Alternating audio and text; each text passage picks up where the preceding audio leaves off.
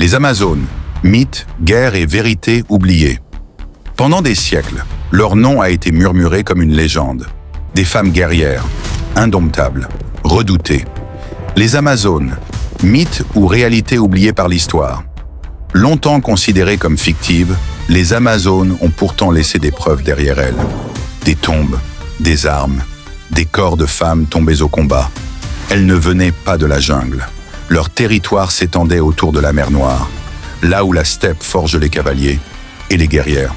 À cheval, elles étaient mortelles, à l'arc précise, à la lance implacable. Les Amazones maîtrisaient l'art de la guerre nomade. Leur société ne reposait pas sur la domination masculine. Le pouvoir appartenait aux femmes. La guerre, la politique, la survie, tout passait par elles. On a raconté qu'elles mutilaient leur corps pour combattre. Mais aucune preuve ne confirme cette histoire. Une légende née de la peur, pas de la vérité. Elles ont affronté des noms devenus immortels. Héraclès, Thésée, Achille. Peu de peuples peuvent en dire autant. Aujourd'hui, la science confirme la légende. Jusqu'à 40% des guerriers enterrés dans certaines tribus étaient des femmes. Les Amazones n'étaient pas rares. Elles étaient nombreuses. Chez elles, on ne couronnait pas des rois. Hippolyte, Antiope, Penthésile, des reines guerrières qui commandaient, par l'exemple. Dès l'enfance, elles apprenaient à survivre. Monter à cheval, tirer à l'arc, chasser. La guerre n'était pas un choix, mais un apprentissage. Les os racontent ce que les mots oublient, des blessures cicatrisées. Elles ont été frappées et sont revenues combattre.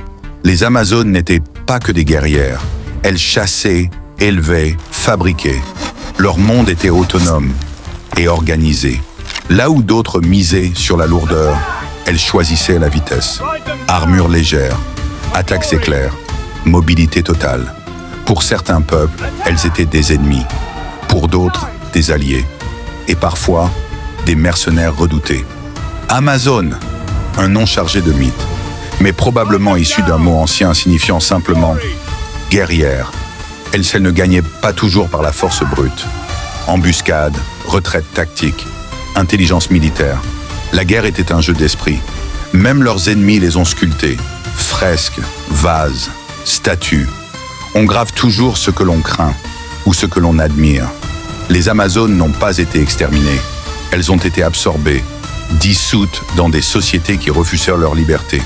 Pourtant, leur image traverse encore les siècles. Des Amazones antiques à Wonder Woman. Leur esprit n'a jamais disparu.